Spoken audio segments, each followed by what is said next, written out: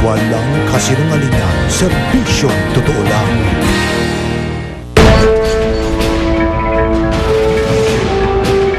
Sa isang iglap, tumawid ng milyong-milyong Pilipino. Hindi lang sa isang bagong taon, kundi maging sa isang bagong dekada. Masaya, makulay, maingay. Ganyan ang naging taksalubong natin sa hinaharap. Ngunit bago tayo tuluyang magpaalam sa nakaraan, samahan ninyo ako sa isang pagbabalik tanaw.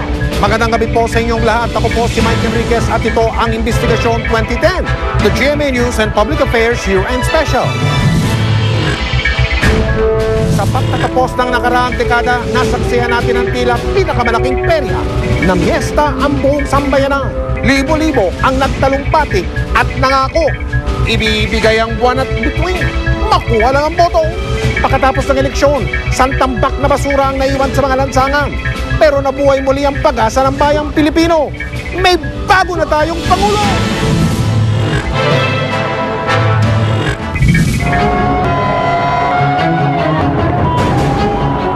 Habang nagluluksa ang karamihan sa pagpanaw ni dating Pangulong Corazon Aquino, nakita ng kanyang mga kalyado ang huli kong iho niya si Noynoy bilang posibleng pangbato ng oposisyon sa pagkapangulo. Noong una hindi pa siya sigurado pero dininig daw ni Noynoy ang panawagan ng publiko. Tinatanggap ko ang responsibilidad na ituloy ang laban para sa bayan. Saka nagbigay daan ang orihinal na kandidato ng partido. I am announcing my support for the candidacy of Noynoy Aquino for President of 2020. Kung tutuusin, hindi basta-basta ang mga nakalaban ni Noynoy. Nakagit-kita niya sa kampanya ang pinakamayamang senador na nagpakilalang tunay na mahirap. Ang dating Pangulong Bitbit daw ang puwersa ng masang Pilipino. Pati na ang pambato ng administrasyon, mga veterano ng Senado, leader ng malaking grupo ng mga charismatic at iba pa.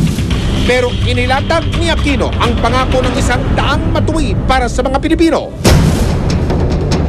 Sa kauna-una ang pagkakataon, bumoto ang mga Pilipino sa isang automated elections. Marami ang nagduda dahil sa mga aberya, pero marami rin ang naniwala sa makabagong teknolohiya. Magmula sa high-tech na pagbibilang ng mga tinatawag na PCOS machine sa mga balota hanggang sa high-tech transmission o pagpapadala ng mga resulta. Naging high-tech na rin ang pagbabalita ng eleksyon. Live mula sa lalawigan ng Tarlac, si Senador Noynoy Aquino. Senador, magandang gabi po. Magandang gabi rin, Manumay. Po, ano po masasabi niyo tungkol sa pagkonsid ng ilan sa mga katunggali niyo sa pagkapresidente, Senador? Nagpapasalamat po ako sa kanila at umaasa po na kung pwede magpatuloy po ito pag kung tayo po papalaran at mamamahala. Ako, si Benigno Aquino III. At sa unang high-tech na eleksyon noong Mayo, si Noynoy Aquino ang nanalong Pangulo. At sigasig ang aking mga tungkulin Bilang Pangulo ng Pilipinas. bilang Pangulo ng Pilipinas. Sa pagsisimula ng daang matuwid, agad niyang pinuntirya ang mga wangwang sa kalsada. Walang wangwang, walang counterflow, walang tong. Sa mga unang araw ni Pinoy sa pwesto, ibinida niya ang Manoy na kapanlulubong kalagayan na iniwan daw ng mga dating nakaupo. Base raw sa mga transaksyon na silip nila, maraming pera ang nawala sa kaban ng bayan dahil sa mga animoy buhaya. Dahil habang maraming Pilipino ang nagdidildil ng asin, ang iba naman daw nagpapakasasa. Pagbabayaran ng kinabukasan ang kasakiman ng nakaraan. Pero puna ng ilan, bakit naman yata puro patutsada sa dating administrasyon itong si Pinoy?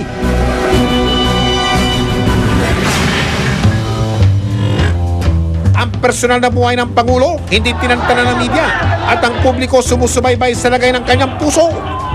Akala ng ilan, kapwa na panana ni Cupido ang mga puso nila Pinoy at Valenzuela Councilor Shalani Soledad. Oops, pero teka, marami ang nakapansin na parang kung dati in a relationship ang status ng dalawa, naging it's complicated na bigla. Ex-future First Lady na nga ba? Ewan ko kung papayag na ikakasal sa isang taong makikishare lang siya ng 10 minutes every day. Pagkatapos nito ay nalink na si Pinoy sa iba pang mga dalaga. Kanya-kanyang share ng mga litratong tulad nito ang mga nakakakitang nakikipag-date ang Pangulo. Buwelta ng pinakamakamangyarihang binata sa bansa. Please, tama na ang mga kamera. Sir, yun talaga private na buhay ko natitira. Kaya iiwan ko lang private. Sa totoo lang, ako na may nahalal, ako yung napasok doon sa fishbowl. Meron mo yung, sa lahat naman ito hindi hindi apektado ang mga kailangan kong gawin. So palagi ko naman pwede, kung pakiusap ko na sa akin na lang yung party na yan. Kung it's complicated ang relationship status ng Pangulo, naging happily married naman ang katambal niya nung eleksyon, si Mar Rojas, sa broadcaster na si Corina Sanchez. Naman ko talaga, feel ko, nag-emotional ako na isang babae na pinakamamahal ko. Kung masaya si Mar sa pag-iisang dibdib nila ni Corina, nabigo naman siyang mahuli ang kiliti ng mga botante ng eleksyon. Para rin kasing love story itong naging pagtakbo ni Mr. Palengke. Noong unang bahagi kasi ng kampanya, walang dudang siya na. Hindi gid siya magahimo sa maskinano. Malaki kasi ang agwat niya sa mga survey sa nooy pumapangalawa pang si Senadora Loren Legarda. Pero sa kalagitnaan ng kampanya, umabol na si Makati Mayor Checho Marbinay sa karera. May ilang kalyado pa ang katambal niyang si Noynoy na hindi siya ang inendorso. Oh no! Kung tambalang Noybi o Noynoy Binay ang ikinampanya, naloko na! Love triangle na makakasama? Sino ang vice-presidente mo? Ang vice-presidente ko, di pinanganak na mayaman. Ito raw marahil ang dahilan kung bakit hindi na nasilat ni Marang umalago ang popularidad ni Binay sa karera sa pagkapangalawang Pangulo. Pero nagsampa si Mar ng reklamo sa Comelec. Nadaya raw siya kaya natalo. Matatapos na ngayong taong ito ang bano pagbabawal sa pagtatalaga ng mga dating kumandidato sa anumang pwesto sa gobyerno. Marami ang naniniwala na magiging aktibo si Mar Rojas sa kabinete ni Pangulong Aquino. Sa kanyang napipintong comeback, paano kaya muling liligawan ni Mar ang publiko? Kumbaga sa panliligaw, alam daw ni Binay ang kiliti ng masa. Kaya nga ba dumikit siya sa kandidatong masa rin ang nagdala? Tinatawag na dark horse daw na may tuturing ang dating alkalde ng lungsod ng Makati noong eleksyon 2010. Malagbulayat kasi ang mga kalaban at siya raw ang David na naging queen sa kanilang kampanya. Sa bilangan ng boto, naging tikit ang labanan nila ni Mar Rojas. Pero sa huli, si Binay ang nagwagi.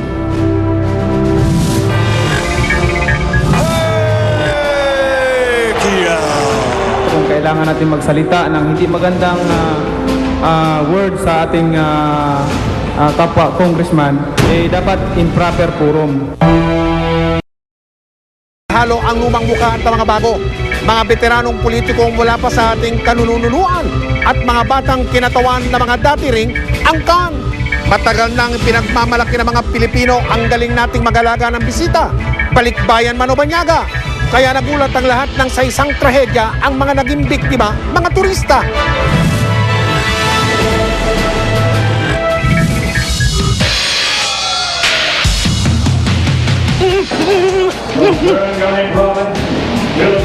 Sa bilis at galing ni Manny Pacquiao, magtataka pa ba kayo kung tanghalin siyang pound for pound king at pound for pound fighter of the world?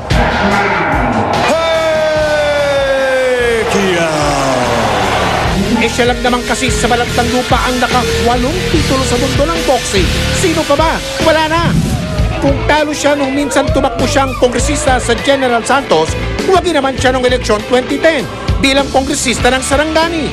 Kung kailangan natin magsalita ng hindi magandang word sa ating kapwa congressman o congresswoman man, dapat in proper forum. Yun nga lang, may ilang kumi-question pa rin sa kanyang kakayahan.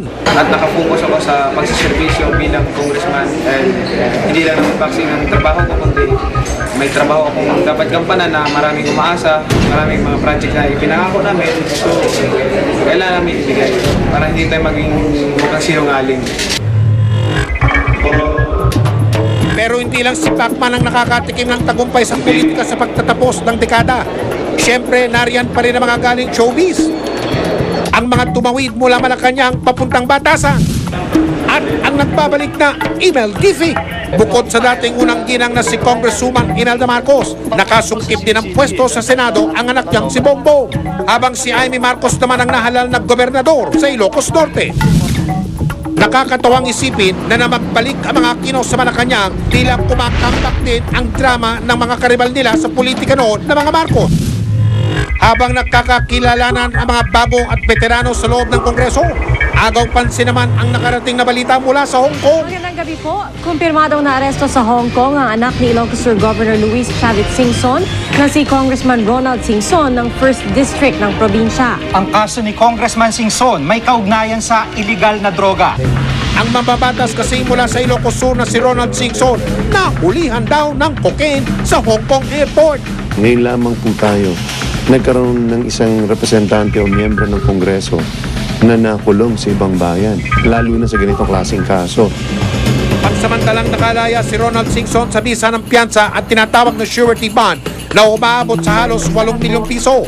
Pero patuloy pa rin nililitis ang kaso. We'll settle this battle first and then we'll go to the next one. Kung nalagay sa halanganin sa Hong Kong ang isa nating mambabatas, 8 turista namang galing Hong Kong ang sawing palad na nadamay sa pang-hostage ng isang tourist bus dito sa Pilipinas. Hiniling na ng hostage na si dating Police Inspector Rolando Mendoza na agarang repasuin ng ombudsman ang kanyang asunto para umano makabalik siya sa serbisyo. Nasaksiyan ng buong mundo ang kapalpakan ng ating pulisya. Pati ang nag-cover na media, umani rin ng batikos. Tumagal ang pang-hostage ng mahigit 10 oras. May mga nadamay rin na sibilyan. Kasama rin sa mga napuruhan ang ng-hostage mismo na si Mendoza. This is very tragic. And the way it is handled, particularly the way the outcome, I find it is disappointing. Galit na galit na mga taga-Hong Kong sa marahas ng pagwawakas ng tinaguriang Quirino Bloodbath. Pulis lang! Pulis lang ang magpapakamatay! Remember that! Pulis lang! And yet, what are we getting into? Oh, sisihin yung pulis. Isang malawakang investigasyon ang isinagawa para matukoy ang dapat daw managot sa kapalpakang ito. Sa pangunguna ng bagong luklok na kalihim ng Department of Justice, ang dating chairman ng Commission on Human Rights, Laila De Lima. Was there an intelligence team and did that team do their work? Isa-isang umarap ang mga pinatawag sa pagdinig ng Binuong Incident Investigation and Review Committee o IIRC, kabilang ang mga opisyal ng pulisya, gayon din ang mga lokal na opisyal ng Maynila, pati na ang ilang miyembro ng media at mga miyembro ng gabinete. Kahit hindi sa akin ay atas yun, ginampanan ko yung akala ng mamamayan dapat kong gampanan. Ibig sabihin, kung hindi yun nagtagumpay, di kasama po talaga ako sa nanagot at mananagot. Nang isa publiko na ng Malacanang ang resulta ng investigasyon, inirekomendang kasuhan ng ilang miyembro ng kapulisan, pati na ilang opisyal ng gobyerno. Ang tanong, mabibigyan pa ba ng katarungan ang mga biktima at mapapanagot pa ba ang may sala? Marami pong problema, dinala yung hostage crisis sa Quirino. Pero nagi pong paraan naman yun na mabuksan yung mga mata ng pangkalahatan na mahalaga yung paghahanda. The court and bank in a vote of 7-4 has acquitted Hubert Jeffrey P. Webb. Saan kami maghahanap ng katarungan? Elohim ba? Kaya napapaya ako. Sabi ko, alam mo Lord, napakabait mo sa akin talaga kasi nandun ka lagi eh. Dahil nagsisimula pa lang ang pagkapangulo ni Pinoy, pwede pa raw pagpasensyahan kung may kakulangan. Maging ang kanyang love life, pinagpipiestahan.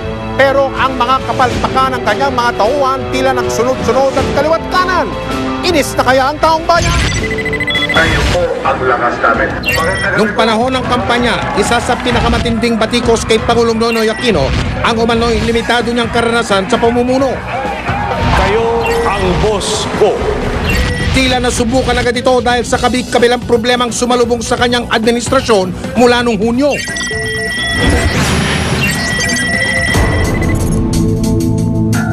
Sa kahit kanino yatang administrasyon, isang tinik na tila di mabunot-bunot ang mga anak ng weteng. I have here the list of the alleged wetting operators. Lalo na silang nalintikan na magpakabala ng maanghang na paratang si retired Archbishop Oscar Cruz. Pati ang issue ng family planning, nakakapraning. Nang magpaiwatik si Pinoy na suportado niya ang isinusulong na Reproductive Health Bill o RH Bill sa Kongreso, ayun, doon na nagsimula ang karambona ng simbahan at palasyo. Ay sus, Ginoo! Nananatili po kung ano ang pagpapahalaga sa buhay, yan po yung ating pinaninindigan. At nagkaroon na rin ng dialogo ang simbahan at palasyo. Pero ang tanong, may napagkasunduan na kayang solusyon para sa mga pamilyang di mapigil ang pangingigil?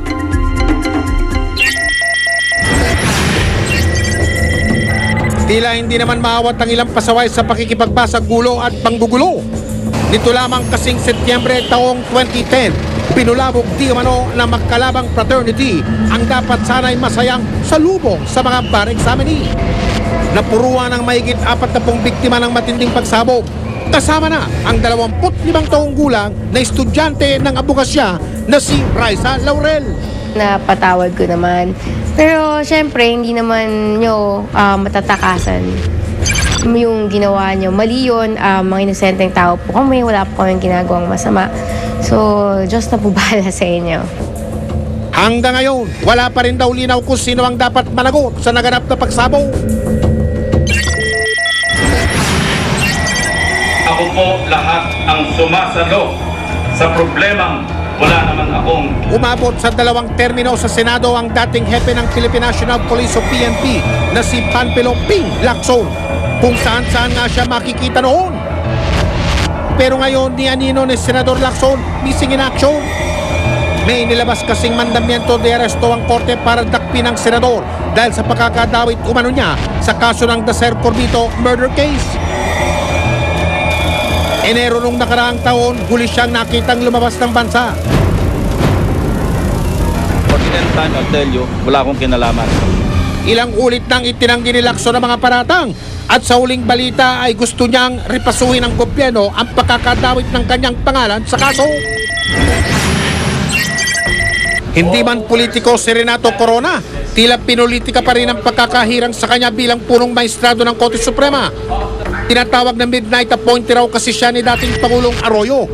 Sa paglilingkod sa bansa. Sa paglilingkod. Nung nanumpa si Pangulong Aquino, may mga nakapansin na tinedma siya nito. Aray ko! Wala pang isang taon si Chief Justice Corona pero 2 kontrobersyal na desisyon na ang inilabas ng Korte Suprema. Exhibit A, ang deklarasyon ng Korte na unconstitutional o labag sa saligang batas ang Truth Commission na dapat sana'y pamumunuan ng dating Supreme Court Chief Justice Hilario Davide Jr. Layunin sana ng naturang komisyon na imbestigahan ng mga umano'y anomalya nung nakaraang administrasyong Arroyo. The Court and Bank, in a vote of 7-4, has acquitted Hubert Jeffrey P. Webb. Exhibit B, ang desisyon ng Korte Suprema sa tinaguriang Trial of the Century, ang Visconde Massacre. This court hereby finds all the principal accused guilty. Taong 2,000 ng sentensya ng guilty beyond reasonable doubt ng Parañaque Regional Trial Court si Hubert Webb at iba pang akusado sa pagpatay sa mag-iina ni Lauro Visconde. Pero sa pagtatapos ng dekada, umabaw ang hatol ng Korte Suprema sa mga akusado. Matapos ang 15 taong pagkakakulong, nakapagpasko at bagong taon na sina Hubert at ang iba pang akusado sa kanilang tahanan, kapiling ang kanilang mga pamilya. If you were to look back at how things went about, makikita mo he was working. Hindi ko lang nakita noon kasi I was angry. That's why I can say I had my, I was still young and But then looking back, kaya napapaya ako. Sabi ko, alam mo Lord, napakabait mo sa akin talaga kasi nandun ka lagi eh. Pero kung masaya ang bagong taon para sa kaanak ng mga dating akusado, mananatiling nagluluksa ang naulilang si Mang Lauro Visconde. Saan kami maghahanap ng katarungan? Sasabi kong malaking pagkakamali ko, hindi ko pala sila dapat iniwan. Pagkat alang nakapagtanggol sa kanila sa panahon ng kanilang kagipitan o katulad ng nangyari sa kanila. Ipinagutos ni Pangulong Aquino na muling buksan ang investigasyon sa kaso ng Visconde Massacre. Suntok sa buwan kung ituring ito ng ilan, lalo na't 6 na buwan na lang ang natitira sa kampo ng prosekusyon para maisampa muli ang kaso sa korte. Bago matapos ang dekadang ito, nakasama rin sa listahan ng mga nagtagumpay ang bagong laya na si Senador Antonio Trillanes IV. 7 taon siyang nakulong matapos masangkot sa mga kasong rebelyon at pag-aalsa na tinaguriang Oakwood Mutiny at Manila Peninsula Siege. Pinahintulutan siyang pansamantalang makalaya ng Regional Trial Court sa lungsod na Makati. Binigyan kasi ng amnestiya ni Pangulong Aquino ang mga nasangkot sa 2 pag-aaklas sa pamagitan ng Proclamation No. 75 na sinangayunan naman ng Senado at naghihintay na lamang ng kumpirmasyon ng mababang kapulungan ng Kongreso. Kaya kung si Senador Trillanes daw ang tatanungin, wala na magaganap na take 3 o repeat. Kasi being allies with the administration, I can go directly to him. Di ba? Masasabi ko pa without the glare of the spotlight na kung ano yung problema. And that way, mas maganda yung aksyon, di ba? Tulad ni Trillanes, ipinagutos din ni Pangulong Aquino ang pagpapalaya sa tinaguriang Morong 43, ang mga health worker na inaresto ng mga militar sa lalawigan ng Rizal noong Pebrero 2010 dahil kabilang umano sila sa rebeldeng grupong New People's Army. Ang lagay, sorry na lang pa para sa 10 buwang pakakakulong nila. Sa ngayon, may 3 pang natitirang hindi nakakalaya dahil may iba umano silang kasong dapat parapin.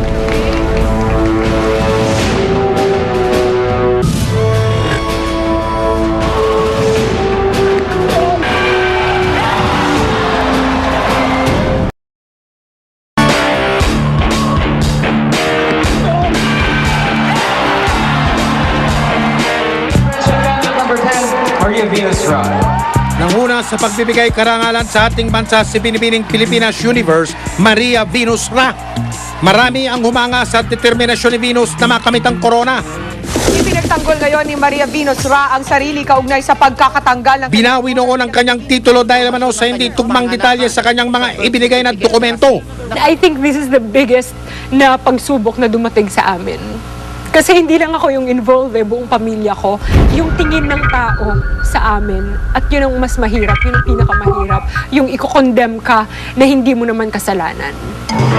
Pero nang mapatunayan niyang isa talaga siyang Pilipina, sa isip, sa salita at sa gawa, tuloy-tuloy na ang kanyang pag-arriba. Hanggang sa mismong Miss Universe, hindi siya nagpatalo. Umani man ang batikos ang kanyang major na sagot sa question and answer o Q&A, winner pa rin siyang umuwi bilang Miss Universe ng mga kababayang uhaw sa respeto at karangalan. Kahit mga banyaga, napapanganga. Sa galing ba naman ang biriterang si Charis Pempenco, pati ang TV host na si Oprah Winfrey at ang Hollywood composer na si David Foster, napahanga niya. Ibang klase talaga. I mean, sa ibang lahi po, hindi ko po alam kung magugustuhan nila ako, pero natutuwa ako sa pinapakita nila. Parang yung the way na itrato po nila ako, parang sobrang welcome ako, na parang sobrang special nila ako i-treat na, oh, she's Filipino. Oh my gosh, she's so talented. Parang sinasabi ko na madaming talented sa Philippines. Talagang parang hindi ko po talaga akalain na mararating ko po. Si Charis lang ang tanging Asyano na napabilang sa prestiyosong Billboard Top 10. Ikaw na. I totally speak English. Pati Hollywood, narating na niya. You're a foreign exchange student named Sunshine Corazon because you're from the Philippines where it's sunny every day. Except for siya ang kumanap sa papel na Sunshine Corazon sa sikat na TV musical na Glee. Sa larangan ng palakasan, nagpakitang gilas naman ang Team Smart Gilas sa basketball. We'll keep working hard and even harder because this could be the last year of this program, and so we want it to be a successful one. Ang lakas daw ng koponan nasa fans, kaya sana wala raw atrasa ng suporta sa kanila.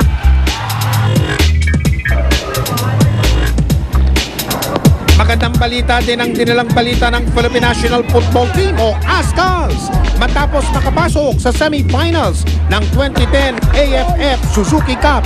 We learned that we're a disciplined team. We know that if we have to stay together to really compete at this sort of level, and it's a part of everyone really staying as a team and a tight unit that we're able to get as far as we have this time.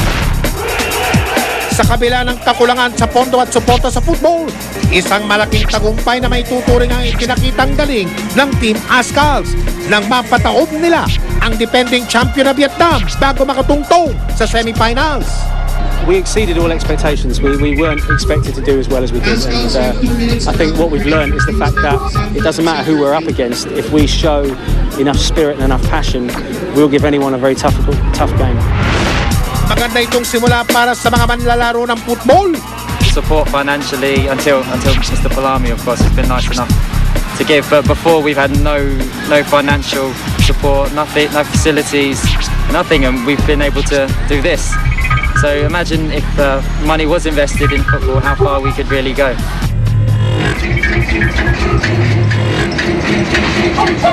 Kasama rin na nagwagayway sa batawat ng Pilipinas ang University of Santo Tomaso USD Choir.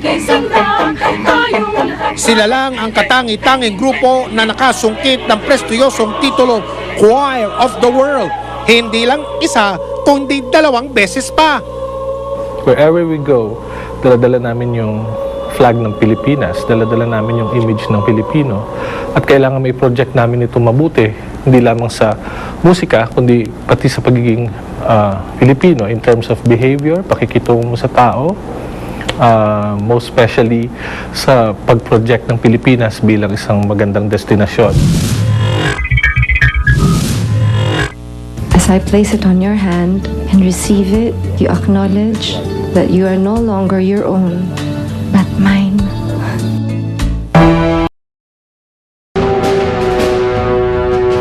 Mga kapuso, sa taong 2010 nanatili ang GMA bilang numero 1 sa paghahatid ng balita, pagbibigay ng aliw at kasiyahan sa mga tahanan, maging sa paghahatid ng serbisyong totoo sa mga taong kapos sa yaman at katarungan.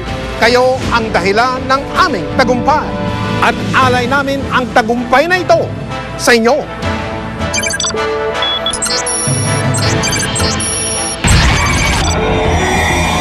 Kabi-kabila man ang dagok na naranasan natin, nakatindig pa rin ang mga Pilipino sa anumang pagsubok. Sa katunayan, marami tayong dapat ipagpasalamat sa mga tagumpay na ating pinagsaluhan. Nitong nakaraang dekada, umakot na mga tropyo mula sa pagkilala ng buong mundo ang mga obra ng GMA News and Public Affairs. Kaya naman ang ngayon, GMA Network lang ang katangi-tanging media organization sa Pilipinas na binigyang pagkilala ng George Foster Peabody Awards.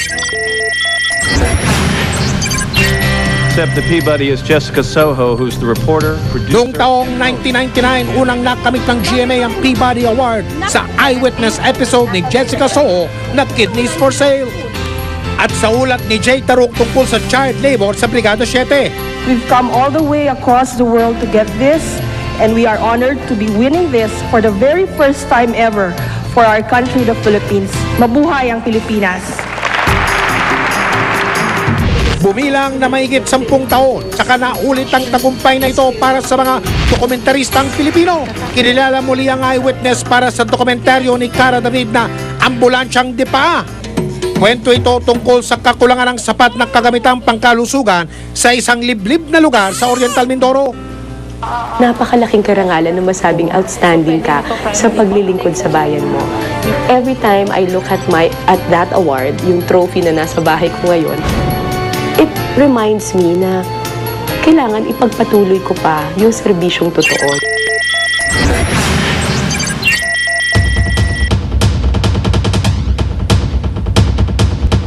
Kabayanihan naman para sa kalikasan ang tema ng isa pang dokumentaryo ng GMA na gumawa ng ingay sa taong 2010, ang Planet Philippines. Mula Amerika hanggang Asia at sa iba't ibang award-giving bodies dito sa atin, kinilala ang Planet Philippines na nagpakita ng mga katangi-tanging likas yaman ng ating bansa. entering this project, alam ko hindi siya magiging madali. Lahat ng pagod, hirap at sweat na pinagdaanan namin of getting to film the beauty of the Philippines. Ngayong 2010, tinanggap din ni Richard Gutierrez ang hamon ng Survivor Philippines Celebrity Showdown.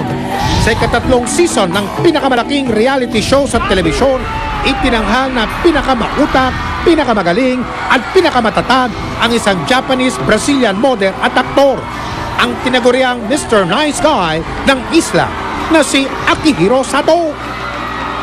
I believe my dreams to stay here for good. Si Jillian White para sa GMA News. Thank you po. Andiyan na po! Madali rin napalapit sa mga solid kapuso ang bibong batang si Jillian Ward. 5 taong gulang pa lang si Jillian pero siya na ang napiling gumanap sa papel na Trudy's Liit. Nang unang binigyan buhay naman ng star for all seasons nung siya'y 9 taong gulang pa lang. You're here, Jillian. Hello. Oy, napakabibo talaga. Thank you very much, Trudy's. How are you? Can you kiss Tita V? Ay, sus naman. Ay, come. Thank you. So, ito ngayon si Trudy's Liit.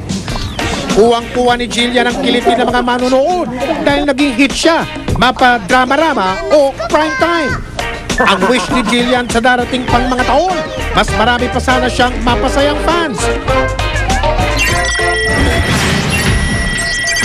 Pinagpiestahan din ang hiwalayan at pagpapakasal ng mga sikat na personalidad sa nakalipas na taon. Pero ayon nga sa isang kasabihan, save the best for last. Naganap ang pag-iisang dibdib ng tinaguriang songwriter na si Ogie Alcacid at songbird Regine Velasquez ilang araw bago magtapos ang 2010. As I place it on your hand and receive it, you acknowledge that you are no longer your own, but mine. Tulad ng kanilang mga kanta, ipinangako ni na Ogie at Regine sa isa't isa ang wagas at tapat na pagsasama habang buhay. At yan mga kapuso ang naging buhay natin nitong nakaraang taon, nitong nagdaang dekada. Ngayon, oras na upang humakbang tayo na masigla tungo sa kinabukasang tayo rin ang uhubog. Bitbit ang mga aral na pabaw ng 2010, matatag nating harapin ang 2011. Suungin natin ang lahat ng pagsubok at tugunan natin ang lahat ng hamon ng sama-sama at nagkakaisa. Magandang gabi po. Ako si Mike Enriquez para sa Investigasyon 2010.